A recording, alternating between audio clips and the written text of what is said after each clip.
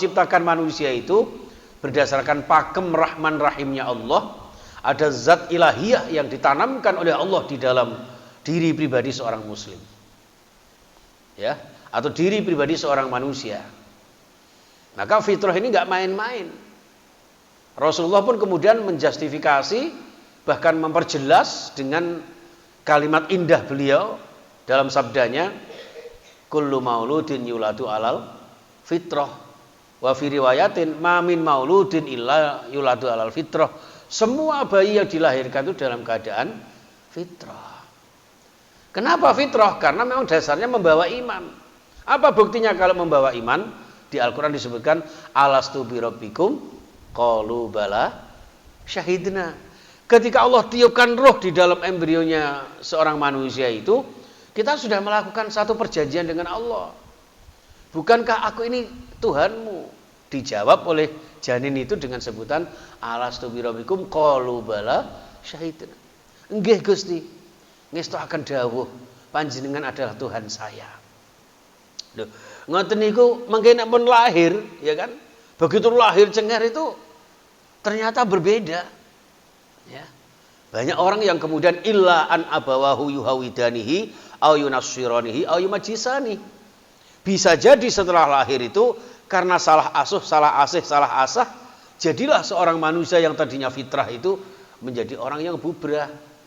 Isok Yahudi, isok Nasrani, bahkan isok Majusi, bahkan lebih dari itu. Ini jemaah sekalian. Makanya hati-hati sekali planningnya Allah Subhanahu wa taala di dalam mempertahankan fitrah itulah. Maka kula jenengan diprogram oleh Allah Az-Zariyat 56, wa ma khalaqtul jinna wal insa illa liya'budun. Ngaten. Dados hakikatnya kula jenengan dititahke kalih pangeran iku dikengken ibadah. Ben tetep dadi wong sing paripurna. Jangan sampai kula jenengan yang tadinya fitrah sebagai cikal bakal menungso yang kemudian diciptakan Allah ahsani taqwim ini karena tidak berpegang teguh kepada istiqomah fitrahnya kemudian menjadi summaradadnahu asfala safilin. Ngoten. Sehingga menjadi orang yang jatuh ke dalam derajat yang serendah-rendahnya. Kenapa? Karena tidak bisa menjaga fitrahnya. Siapa yang menjaga fitrahnya? Illalladzina amanu wa amilus shalihat. Itulah orang yang senantiasa kecuali, ya kan?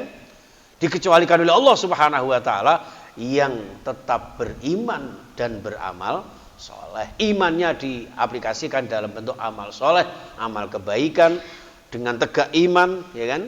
Dan kemudian bermanfaat kepada sesama insan sehingga menjadi khairun nas anfa'uhum linnas, sebaik-baik manusia yang bermanfaat kepada sesama.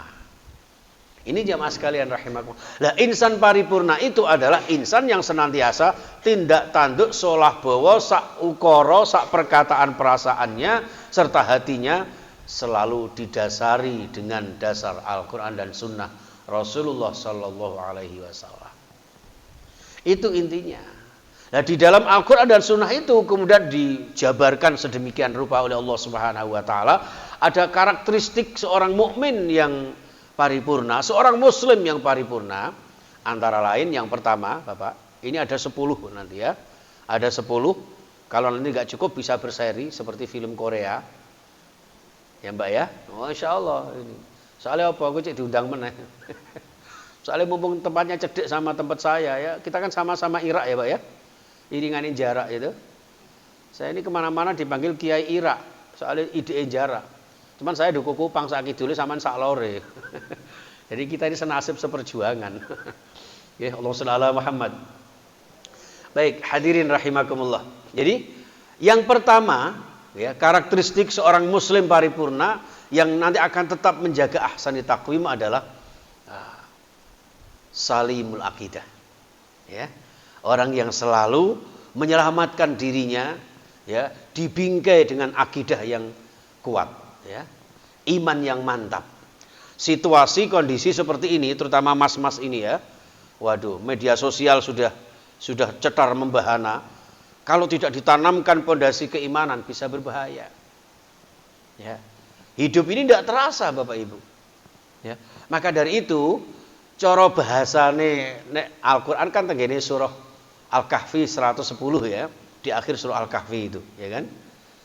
Qul innama ana basyarum mithlukum yuha ilayya annama ilahukum ilahu wahid. Termasuk juga Al-Baqarah 255, ya kan? Allahu la ilaha illa huwal hayyul qayyum. Surah Al-Ikhlas, qul huwallahu ahad. Roma Irama, katakan Tuhan itu satu, teng tereng, gitu kan? Kok sampean ngamen kabeh? Loh, itu ternyata Bapak Ibu dalam konteks Al-Quran ditegaskan salimul akidah adalah orang yang mengikrarkan dirinya tetap berprinsip bahwa tidak ada Tuhan selain Allah. Mengesahkan Allah itu salimul akidah. Jangan sampai terkena benalu-benalu akidah. Hati-hati Bapak Ibu. Ya, hati-hati. Lo kepingin selamat kok gawe sesajen. Ya. Kadang-kadang kula jenengan bancai mbah-mbah sing wis meninggal nang ngarepe lawang dikei kupat ambek lepet. Sesuk-isuk lah bengi-bengi dicolong ambek putune. Dimaem ya Allah, isuk-isuk mbah wedok moro lu lele. Kupat lepet wis dipangan mbahmu kakung. Padahal putune sing ngentekno iku mah. Orang meninggal itu bukan itu, amal soleh. Ya. Illa apa itu? Jadi idza mata ibnu adam in qata amaluhu illa min salasin. 3 hal yang akan membawa kula jenengan setelah paripurna dunia nanti di alam akhirat, di alam barzah itu ya 3 itu. Sedekah jariyah, ilmu yang bermanfaat, putra-putri yang sholih-sholihah. Itu bukan kupat lepet. Ya, bukan sesajen. Makanya wajar kalau ada saudara kita yang kemudian apa? Mungkin saking semangatnya ya melempar sesajen itu. Ya wajar. Walaupun itu secara budaya memang ya menyalahi katanya itu Nusantara, ya udahlah. Jadi tapi kalau sudah minta maaf ya sudah. Jadi intinya itu dalam konteks bagaimana kita melihatnya secara menyeluruh. Jangan kemudian saling menyalahkan. Ini jamaah sekalian rahimakumullah. Maka di dalam metode dakwahnya para ulama kita dulu Bapak Ibu itu ada lagu ngeten. Enggak tahu adik-adik hafal enggak itu ya? Lagu-lagu seperti ini Bapak, panjenengan monggo dihayati ya, bukan hanya dinyanyikan. Saya itu sedih kalau ada lagu-lagu Jawa hanya dinyanyikan ya, sampai di pengeras suara menjelang sholat itu kan ada ya siiran-siiran yang di mana-mana speaker itu kan. Itu jangan hanya seperti itu, tapi dimaknai, dihayati, diaplikasikan dalam kehidupan sehari-hari. Ada lagu begini. Sluku-sluku bathok. Pernah dengar ya Pak ya? Bathoke lailo siromo menyang Solo leolei. Oh ya, hafal ya. Ada diajarkan enggak kayak gitu ya? Diajarkan ya? Onda wala belgedes. Loh. Ketoknya, apa ketoknya itu ya? Kelihatannya lagu itu Jawa Bapak Ibu, tapi itu Arab. Seluku-seluku bathok itu salimul akidah loh itu. Ya. Memperkuat akidah mengesahkan Allah. Seluku-seluku bathok, bathoke lailo. Itu dari bahasa Arab usluk batnak, isin batinmu. Nah. Isilah jiwamu. Ngeten, isilah rohanimu, usluk batnak. Wong Jawa ora iso muni usluk batnak dadi seluku bathok. Bathoke lailo, batnuha la ilaha illallah. Dengan kalimat tauhid la ilaha illallah. Dan artinya syair-syair itu kita terjemahkan, kita maknai dalam segi filosofi, kemudian kita amalkan dalam kehidupan kita. Ngaten. Bathoke lailo siromo menyang Solo gitu. Lah dipikir apa kok gak siromo menyang Madura kok gak ngono. Itu bahasa Arab siroma ila ayyasila. Manusia berjalan kemana saja dalam hidup ini leolai payung muto. Kenapa kok gak leolai jajan bakpo kok gak ngono? Itu bahasa Arab itu. La ilaha illallah ila antamuta. Kalimat tauhid la ilaha tetap terjaga sampai ajal menjemput kita. Cara bahasa Al-Qur'an Ali Imran wala tamutunna illa wa antum muslimun. Dalam konteks hadis sahih man akhira kalamihi la ilaha illallah dakhalal jannah. Laqinu mautakum bila ilaha illallah. Ngoten. Cara digandengke Al-Qur'an itu Jangan meninggal kecuali dalam keadaan muslim mengucapkan kalimat tauhid la ilaha illallah. Maka kula jenengan dikengken nuntun lakinu mautakum. Tuntunlah orang-orang yang menjelang sakaratul maut itu dengan kalimat tauhid. La ilaha illallah. Bukan ketika sudah meninggal. Pak Khozin mati, digotong bendosone. La ilaha illallah, medeni. Harusnya la ilaha itu ketika kita masih hidup ini dituntun. Ya. Kalau kesuwen jadi Allah, Allah itu. Bukan ketika sudah di kuburan. Ketika talqin sudah di kuburan, ketika sudah dikubur, ya, itu sebetulnya hanya sindiran Bapak Ibu. Ya, sindiran bukan ngajari kula jenengan bener cek enake oleh kerpean. Fulan Khozin, kowe engko sedelokne ditekani malaikat jenenge Mungkar Nakir. Sing arek cilik jawab, gitu. Ditakoni sapa pangeranmu, sapa nabimu? Mboten ngoten. Itu aslinya cara dakwah dulu, orang dulu. Engko nek mati, kula jenengan ditakoni malaikat seperti itu. Bukan kok terus sing mati niki dituntun kali Pak Mudin. Kenaken rek. Salat gak tahu sapa masjid, gak tahu blas. Ndak pernah di belakang imam, begitu sekali datang di depannya imam, napa? Disolati. Nauzubillah. Jadi amal kula jenengan itu yang kita jadikan sebagai tempat untuk wasilah untuk kita mendapat ridho Allah Subhanahu wa taala. Ngoten lho, Pak. Lho kenapa kok ada talqin? Ya wis iku sindiran kangge wong sing urip, sing ngeterke jenazah teng alam barzah, teng kuburan. Ngoten. Termasuk lagu ngoten niku lho, Pak. Saben malam Jumat. Pernah dengar ya? Ahli kubur. Apa gak medeni? Bayangkan, wis puluhan tahun mbah-mbah kula jenengan meninggal, malam Jumat teko nang omah gembruduk ya apa. Jadi itu ndak ada. Wong meninggal niku enggak ada, balik lagi niku mboten enten. Anggite wong pacara, balik kanan gerak, ndak ada. Itu hanya sindiran bahwa anak putu sing jek urip, ojo lali ndongane wong tuwa sing wis sumare, mbah-mbah kula jenengan. Awaladin sholihin yad'ulah, ngoten, anak sing soleh sing iso ndongakne. Ngono. Jadi bukan lagu itu yang kita kembangkan, tapi makna yang ada di balik itu. Yang tersirat dari siiran-siiran itu. Makanya seluku bathok. Kula jenengan wala tamutunna illa wa antum muslimun. Terus yang terakhir mak jendit lho bah wong mati yen obah medeni bocah yen urip nyolongi putune jenengan kuwi. Artinya begini, jangan sampai kula jenengan tiba-tiba kematian datang secara mendadak, kula jenengan kaget mak jendit lho Pak. Astagfirullah. Lho kok mati?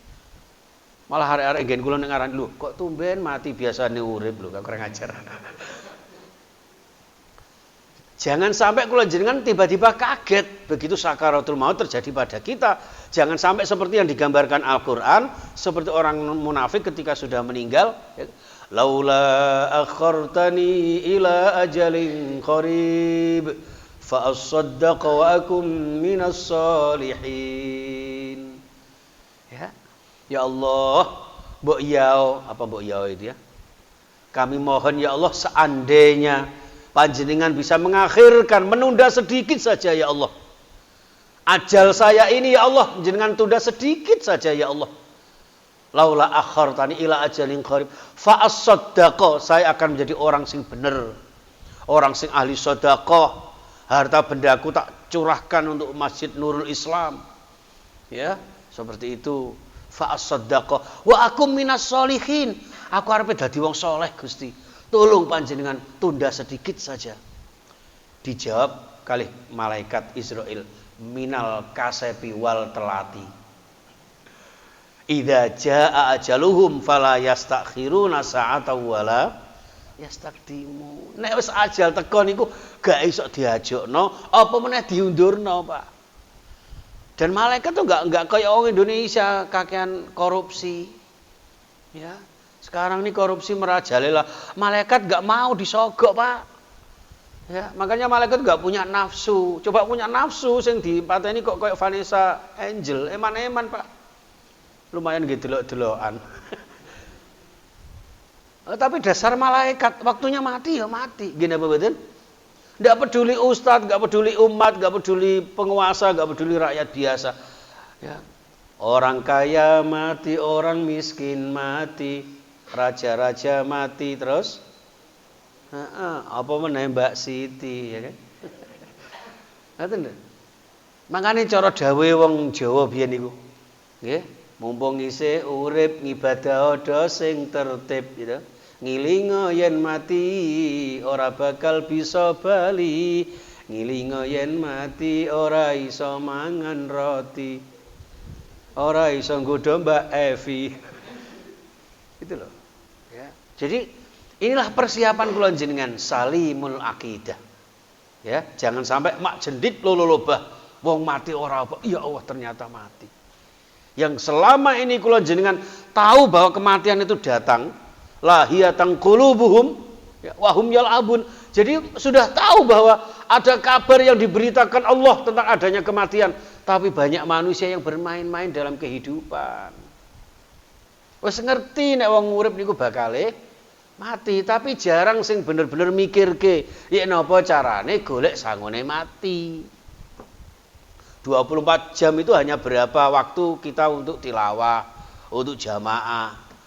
Ini bagus ini Masjid Nurul Islam ini. Walaupun agak minimalis tapi jamaahnya maksimalis. Ya, penuh semuanya. Alhamdulillah niki diistiqomahke. Ngoten nggih. Syukur-syukur ada kuliah subuhnya ngeten niki. Niki berapa minggu sekali, Ustaz? 1 bulan sekali, alhamdulillah. Jangan sampai ngaji ngeten niki setahun sekali waya Ramadan tok. Ya. Hadirin rahimakumullah, ini ya salimul aqidah. Yes. Ingkang nomor kali itu nomor 2 itu loh Mas ya.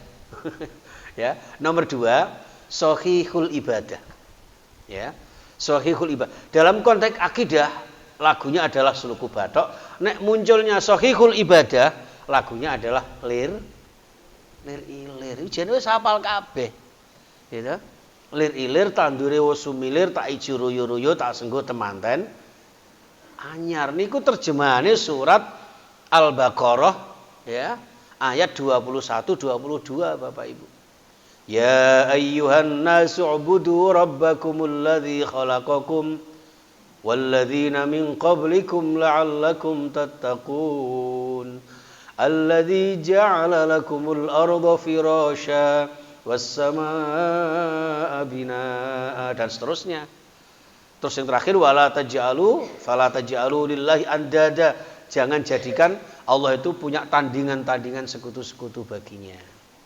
Kenapa kok lir ilir tandure wasumilir? Itu gambaran kehidupan kula jenengan yang diberikan fasilitas secara sempurna dengan sarana prasarana yang ada, semuanya diciptakan untuk kebutuhan manusia. Tapi pada akhirnya kula jenengan diceluk bocah angon. Napa bocah angon? Cara bahasa hadis, kullukum ra'in wa kullukum mas'ulun ar-ra'iyati. Setiap kalian itu adalah pemimpin, penggembala, angon awake dhewe. Aja sampai awake dhewe kula jenengan ini berbuat zalim, minimal berbuat zalim kepada diri kita. Itu Bapak Ibu. Makanya diceluk bocah angon. Nggih, kula jenengan memanage diri kita, mengatur ya, ngengon awake dhewe. Nek ngoten keluargane. Ngeten niku bocah angon. Makanya dalam konteks bulan Rajab ini, ya ini bulan Rajab ini termasuk bulan haram.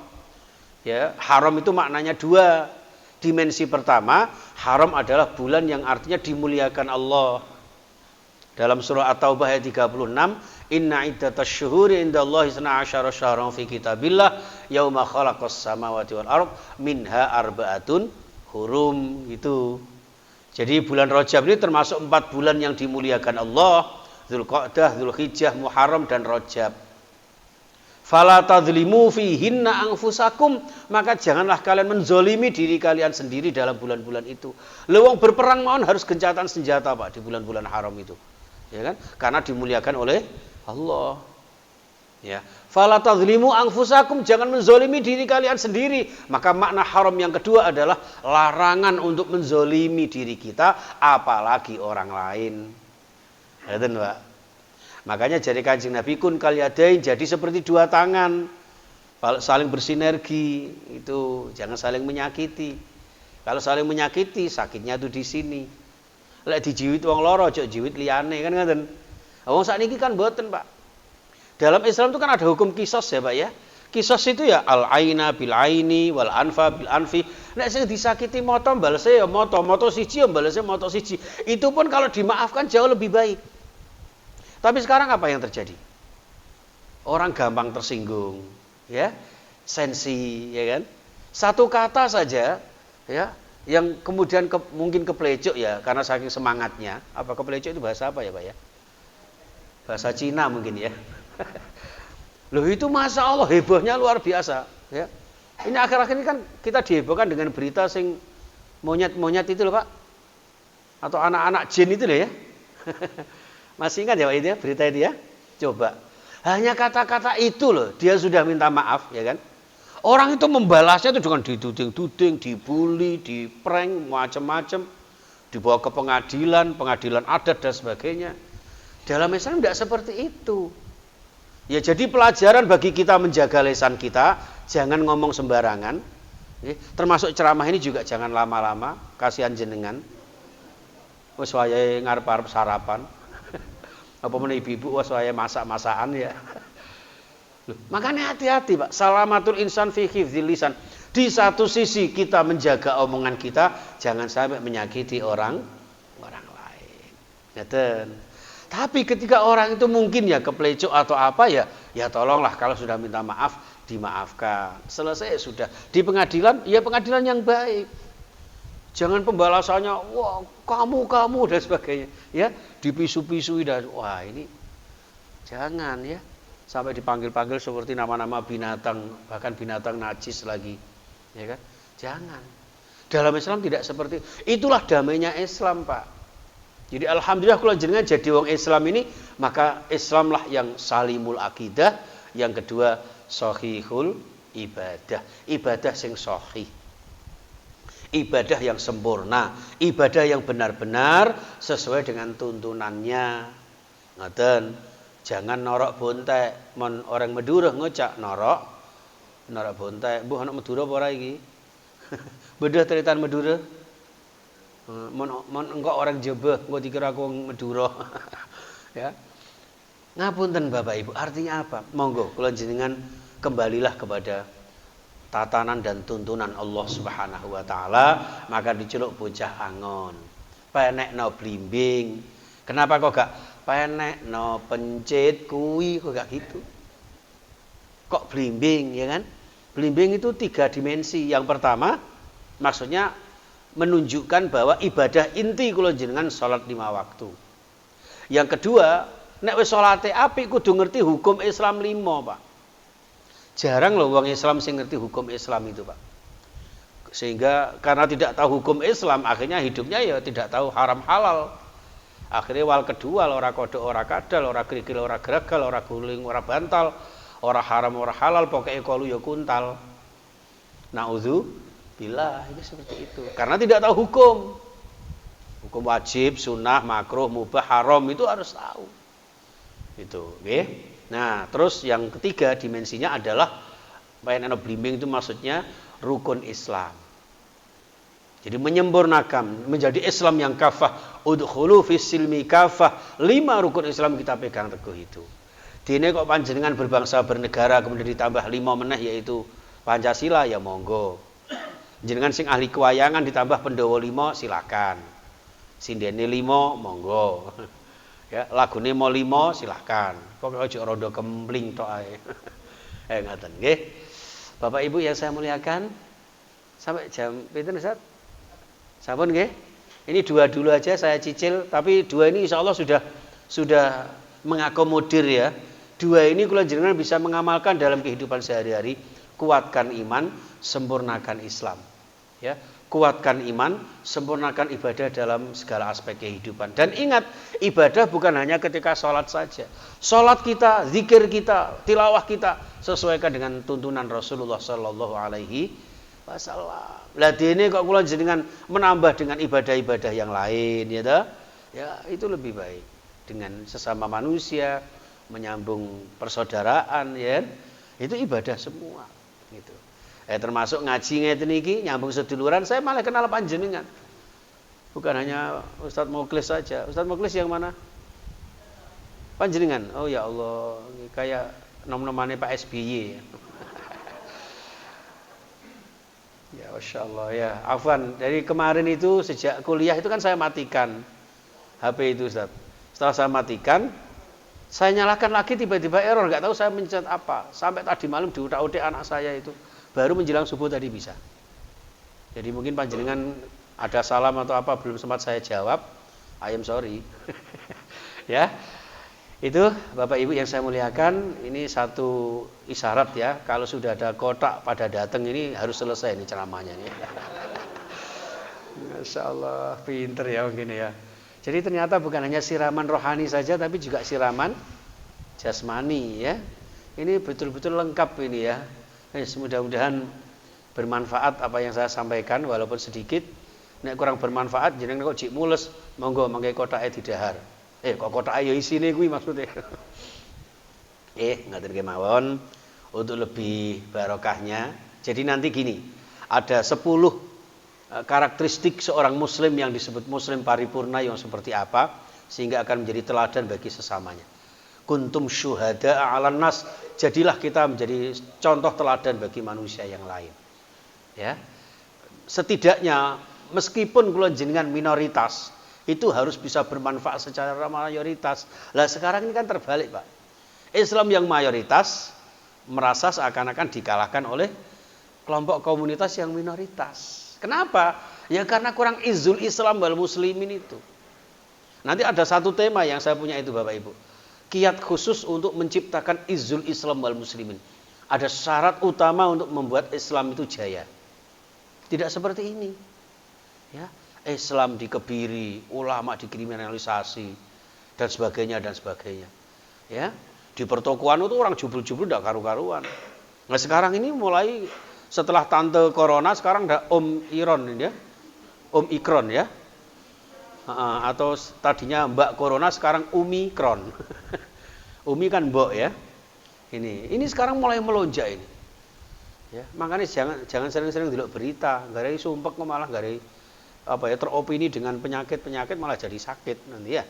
Sehat saja insyaallah barokah. Allahumma amin. Masalah ajal Allah yang menentukan, tapi tetap sajalah kita yang penting mengikuti protokol kesehatan. Sing di masker pakai masker, sing gak duwe pakai mbaker kan gitu tuh. Gadengane mas kan mbak. Ya, itu aja. Jadi bismillah insyaallah mudah-mudahan kita semuanya sekeluarga sehat walafiat ya. Selamat dari berbagai macam bala, musibah dan virus serta wabah ya. Amin ya rabbal alamin. Bismillahirrahmanirrahim. Allahumma shalli ala Muhammad wa ala alihi washabihi ajmain. Allahumma ighfir lana wa liwalidina warhamhum kama rabbawna shighara. Ya Allah ya Rabb ya Ghafar yang Maha Pengampun, ampuni dosa-dosa kami, dosa-dosa ayah bunda kami, para ustadz kami, para ulama kami, para habaib kami. Ya Allah, selamatkan kami, sehatkan jiwa raga kami, sembuhkan segala sakit kami, lancarkan segala usaha kami, mudahkan segala kesulitan kami, lapangkan rizki kami, berikan kami rizki yang halal barokah, rizki yang bisa kami gunakan untuk beribadah istiqomah, membina rumah tangga yang sakinah mawaddah warahmah, mendidik putra-putri generasi yang sholih-sholihah, putra-putri yang ahli ibadah berakhlakul karimah. Ya Allah, mudahkan kami berziarah ke Makkah Madinah, suatu saat meninggal husnul khatimah. Rabbana atina fid dunya hasanah wa fil akhirati hasanah wa qina adzabannar. Walhamdulillahi rabbil alamin. Subhanakallahumma wa bihamdika asyhadu an la ilaha illa anta astaghfiruka wa atubu ilaik. Assalamualaikum warahmatullahi wabarakatuh.